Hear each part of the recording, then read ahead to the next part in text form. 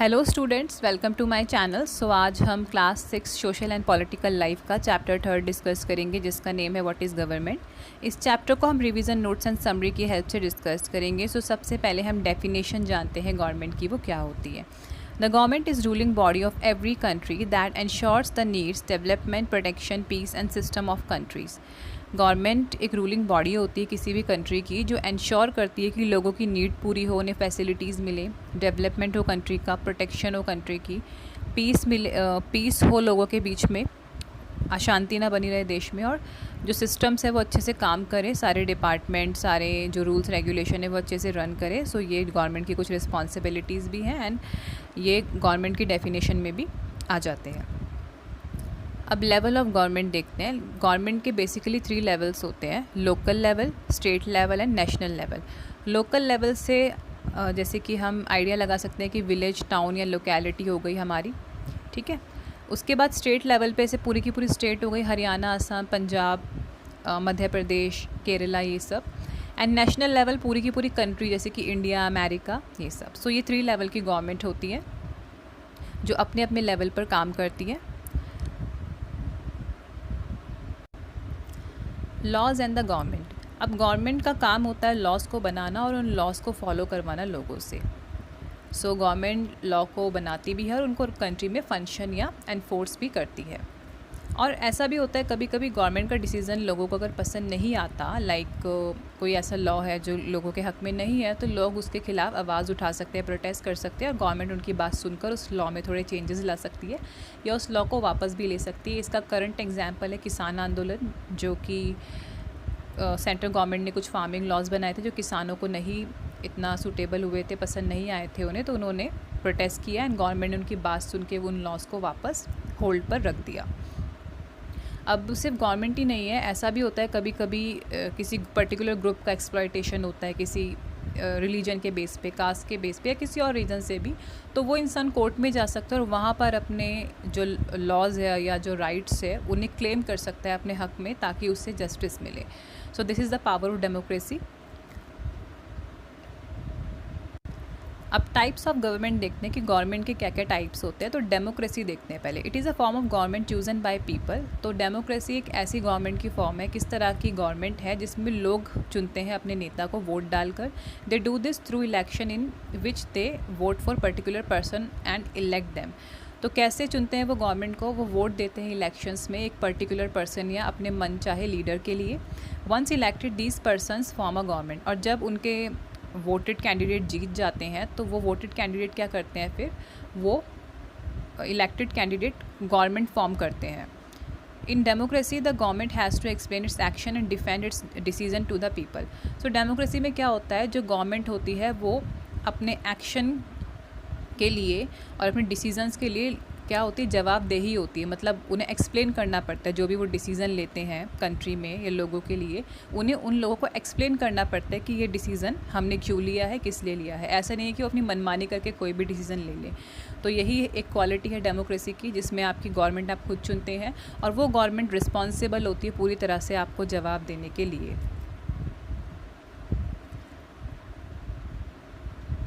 अब second system है monarchy. Monarchy में क्या होता है, या तो किंग या क्वीन रूलिंग पावर में होती है, मतलब वो रूल करती है पूरे देश में और वही गवर्नमेंट होती है। और मोनार्की या तो स्मॉल ग्रुप ऑफ पीपल भी हो सकता है या फिर एक पर्टिकुलर पर्सन भी हो सकता है जो पूरे देश के लिए डिसीज़न लेता है और उसके डिसीज़न को कोई चैलेंज नहीं कर सकता। मतलब अगर कोई राजा डिसीज़न लेता है या कोई रानी डिसीज़न लेती है मोनार्की सिस्टम के अंडर, तो जनता ये नहीं बोल सकती कि हमें नहीं मानना, उन्हें मानना ही पड़ेगा। और अगर वो नहीं मानते तो वो जो मोनार्क्स होते हैं उनके खिलाफ स्ट्रिक्ट एक्शंस लेते हैं।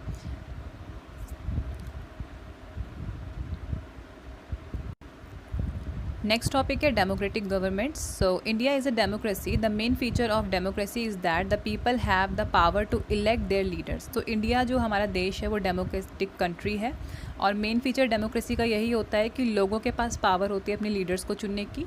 सो in a sense of democracy is rule by the people. The basic idea that people rule themselves by participating in the making of these rules. So basic idea democracy का यही है कि लोग ही अपने लोगों के द्वारा ही लोगों की सरकार चुनी जाती है। Democratic government in our times are usually referred to representative democracy. अब डेमोक्रेटिक गवर्नमेंट है जो, अगर हम इंडिया की बात करें तो यहाँ पे बेसिकली रेफर्ड की जाती है रिप्रेजेंटेटिव डेमोक्रेसी को। मतलब ऐसा नहीं है कि एक सिंगल कैंडिडेट है और उसे पूरा का पूरा देश वोट देगा, नो। मल्टीपल कैंडिडेट्स खड़े होते हैं किसी एक कैंडिडेट को पीएम या सीएम बनाने के लिए, और वो जो कैंडिडेट्स होते हैं वो अलग अलग पार्टीज से होते हैं। तो हम क्या करते हैं ना, हम डायरेक्ट पीएम एंड सीएम को नहीं चुनते, हम अपने एरिया के उस कैंडिडेट को चुनते हैं जो उस पार्टी से बिलोंग करता है जिसे हम जिताना चाहते हैं। एंड जब उसी पार्टी के काफ़ी ज़्यादा कैंडिडेट्स जीत जाते हैं तो उस पार्टी का जो हेड होता है, जो कैंडिडेट खड़ा होता है सीएम या पीएम के इलेक्शन के लिए, वो देश का पीएम, और अगर स्टेट की बात करें तो स्टेट का सीएम बन जाता है। तो यही है रिप्रेजेंटेटिव डेमोक्रेसी, जिसमें हम डायरेक्ट तो ऐसा नहीं है कि हम सिर्फ नरेंद्र मोदी जी को वोट देंगे। हाँ, अगर हमारे एरिया में कोई बीजेपी का कैंडिडेट खड़ा हुआ है, हम उसको वोट देंगे वोटिंग सेंटर में, और उसका वोट अल्टीमेटली काउंट होगा for PM. Okay, and next देखते हैं अब। In representative democracy, people do not participate directly but instead choose their representative through an election process. These representative meet and make decision for the entire population. फिर जब जीत जाते हैं वो leaders जिनको हम जिताना चाहते हैं, रिप्रेजेंट करते हैं जो, तो वो उस पर्टिकुलर एरिया के जो डिसीजंस होते हैं वो लेते हैं, और उस पर्टिकुलर एरिया का जो पॉपुलेशन होती है उसकी नीड को पूरा करते हैं। And these days a government cannot call itself democratic unless it allows what is known as universal adult franchise. So आज के टाइम में कोई भी गवर्नमेंट अपने आप को डेमोक्रेटिक नहीं बोल सकती जब तक वो यूनिवर्सल एडल्ट फ्रेंचाइज या वोटिंग राइट नहीं देती, यूनिवर्सल वोटिंग राइट नहीं देती सभी एडल्ट्स को। इसके तहत कोई भी इंसान जो 18 साल या उसके ऊपर का है, 18 ईयर्स या अबव है वो, तो वो वोट दे सकता है अपने मनपसंद पार्टी को, अपने मनपसंद रिप्रेजेंटेटिव को। और ये राइट सबको होता है, ऐसा नहीं किसी अमीर इंसान को होगा या किसी सिर्फ मेल्स को ही होगा, ये सबको होता है। गरीब हो, अमीर हो, मेल हो या फीमेल हो, किसी भी कास्ट से बिलोंग करता हो, किसी भी रिलीजन से बिलोंग करता हो, तो ये राइट सबको है। इंडिया में आज़ादी से पहले, इंडिपेंडेंस से पहले सिर्फ माइनॉरिटी ग्रुप थे, कुछ माइनॉरिटी लोग थे, कुछ ग्रुप प्रिविलेज ग्रुप थे, लोग थे, उन्हें ही वोटिंग का राइट था, बाकियों को नहीं था। क्यों था उन्हें? क्योंकि वो वेल्दी थे और वही पूरे देश के बिहाफ पर वोट करते थे, which is not a good practice. Gandhi ji को ये आइडिया बिल्कुल अनफेयर लगा, उन्होंने डिमांड की कि सभी को वोटिंग राइट मिलना चाहिए, जिसको जाना गया यूनिवर्सल एडल्ट फ्रेंचाइज से।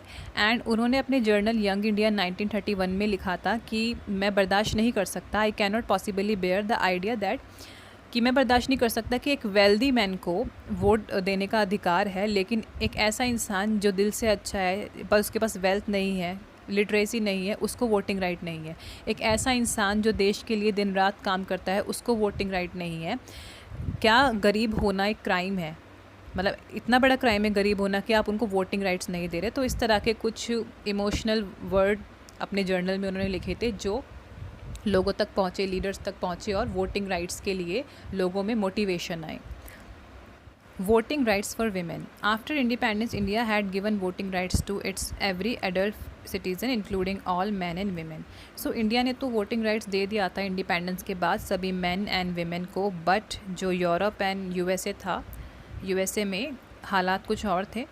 जो वीमेन थे और जो पुअर लोग थे, उन्होंने काफ़ी लॉन्ग स्ट्रगल किया था राइट टू वोट को पाने के लिए। सो वीमेन का जो स्ट्रगल था वोट के लिए, जो वोटिंग राइट्स के लिए वो स्ट्रगल कर रहे थे, मूवमेंट चला रहे थे, वो फर्स्ट वर्ल्ड वॉर के टाइम पे काफ़ी ज़्यादा पावरफुल हो गया था। और इस मूवमेंट को कहा गया विमेंस सफ़रेज। विमेंस सफ़रेज जो टर्म है, इसमें जो सफ़रेज है इसका मीनिंग है right to vote. The suffragettes demanded the right to vote for all women and got to get their demand heard by chained themselves to rallies in public places. जो सफ़रेजेट्स थे जो इस मूवमेंट में खड़ी हुई थी विमेन, उन्होंने राइट टू वोट की डिमांड की और पब्लिक रैलीज़ निकाली, पब्लिक प्रोटेस्ट किए। और कुछ सफ़रेजेट्स को तो इम्प्रिजन भी किया गया, उन्हें जेल में डाल दिया गया, कुछ हंगर स्ट्राइक पे चले गए। कुछ जो सफ़रेजेट्स थे, जो लोग खड़े हुए थे वोटिंग राइट्स के लिए, विमेन के वोटिंग राइट्स के लिए, हंगर स्ट्राइक की, काफ़ी ज़्यादा उन पे फोर्स का भी इस्तेमाल हुआ। बट फाइनली अमेरिका ने राइट टू वोट दिया विमेन को 1920s में। और इसी के कुछ सालों बाद यूके में, यूनाइटेड किंगडम में भी विमेन को राइट टू वोट मिला 1928 में। सो स्टूडेंट्स, इसी के साथ आपका ये चैप्टर फिनिश होता है। आई होप आपको समझ में आया होगा, एंड अगर आपको वीडियो इन्फॉर्मेटिव लगे तो आप अपने फ्रेंड्स के साथ इसे शेयर कर सकते हैं। मैं आपसे मिलती हूँ नेक्स्ट वीडियो में, जब तक के लिए बाय बाय।